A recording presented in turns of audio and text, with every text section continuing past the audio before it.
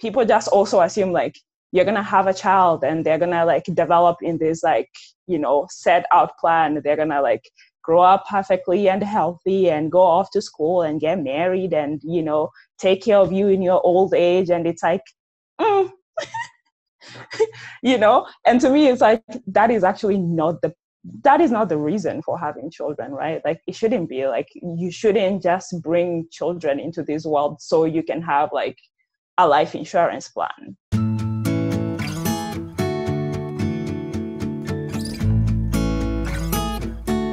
My names are Dr. Fanice Thomas. I am a social psychologist. For work, I currently am a college professor, and I am also a researcher in a research center at a university here in Missouri.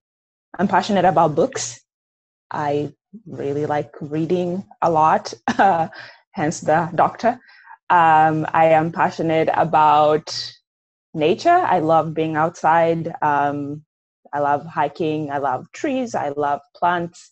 My husband keeps saying like, you're making the house like a little Amazon, because I think I currently have about 40 plants, maybe a little, maybe a little under 40. I don't know. I just like, I'm passionate about enjoying life, because it's so short. Especially now, we can see that it's very short. So you just have to live it and find your joy where you can. So yeah, I am a woman without children by choice. And I feel sometimes people think like, oh, this is a choice you made at some point. And it's like, no, it's not really, I mean, like for me personally, it's not like I wanted children and then I decided I didn't. It's like, I just never did, I hear people say like, oh, like when they see a cute baby and they're like, oh, I can feel it in my ovaries. I'm like, I don't actually know what that feels like. Like I see an adorable baby and they're an adorable baby and like, that's wonderful. But like, that's it. I never felt the desire. And I think there's this idea that people are like, well, what made you change your mind? Or like, what made you decide? And it's like, I actually never changed my mind or like, and like not necessarily decided, but undecided on having children. And I feel that like you always have to like have all these reasons that X, Y, Z. And then I just decided like, no, actually, like I just never felt the desire to have them. And like, there's all the reasons, like children are hard work. I do not know how people manage to have multiple children and survive, and they're expensive. Like I live in the US, children are very expensive here. I mean, daycare is expensive, everything about them is expensive, and you don't have as much support as I think many women at home tend to have a lot of support. You have like relatives, and you can get a nanny pretty easily and pretty affordably for most people. You have like relatives and somebody will come stay with you. I remember growing up, like, we would have like my mom's sister stay with us when they finished high school, or, we had nannies. And it's like, it's not as easy to do that here. But like, for me, at the end of the day, like those are additional reasons as to why I don't have children. I like my free time. I like to be able to do what I want when I want. I like to be able to decide to take a nap at 3:00 in the afternoon, or not cook, because like nobody is going to starve. I don't have to feed children.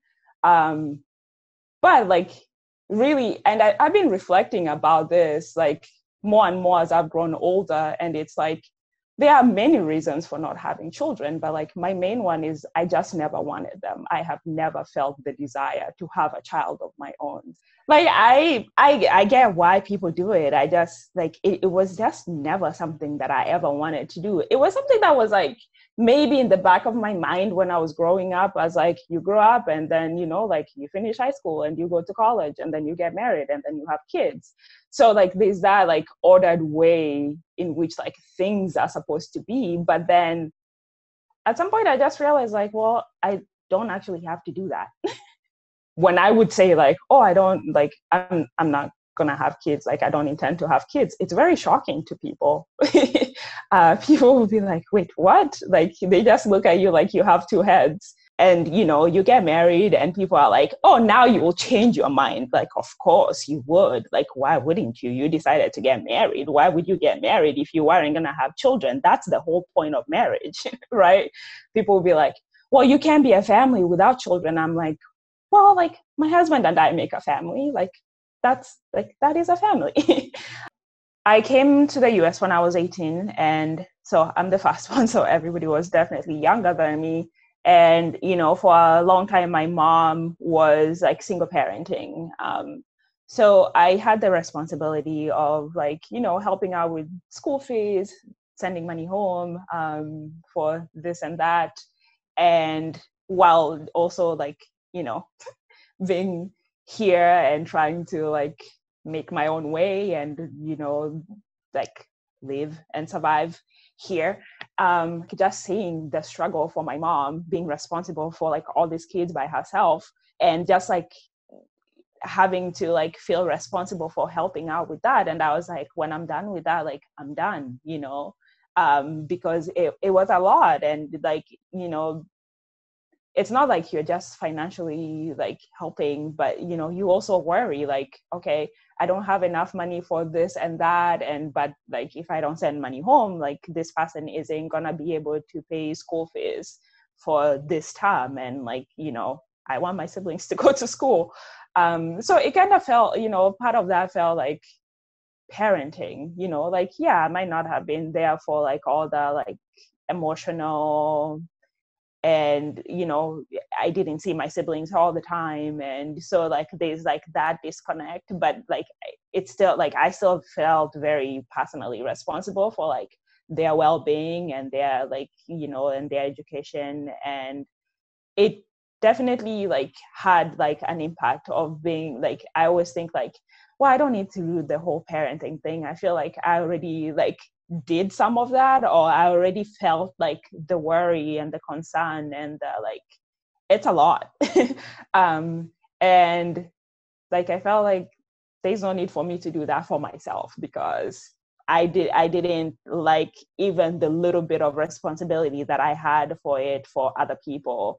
And it just, you know, it added to that whole like, I also don't really feel the need to have children. So like, why would I do this thing that I don't want to do? And in addition to that, like have all these like additional responsibilities. When I was, you know, in my like mid-20s, when I got married, I really wanted to get my tubes tied. And like same, I couldn't find somebody who would be willing to do it. You know, it was just like, well, you can go on this birth control and you can go on this birth control. And like, I did that, but I had so many issues around birth control.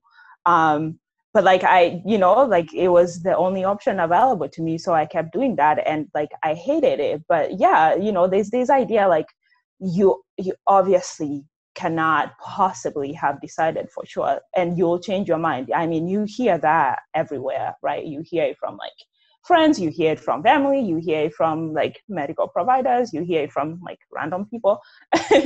There's just this idea like, you definitely cannot have decided, and like, oh my goodness, like what if you change your mind, and like how, like what are you gonna do? And it's like, I mean, it's not like that is not a valid concern. It is. There are people who change their mind, but also it's not like that's the only option for getting pregnant. So like, if you change your mind down the line and you really, really, really want to do it, there's like other avenues.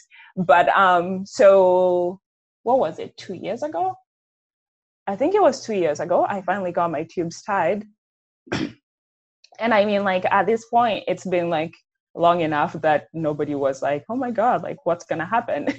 But you know, there's definitely that. And like, there's a lot of pushback against that. Like, you can definitely decide that you don't want children, but like for you to go ahead and do something so like drastic and so permanent, people are like shocked, right? They're like, wow, you like, I mean, I had people who say like, wow, you are really serious. And I'm like, at this point, I've been married for like over a decade. Of course I was serious.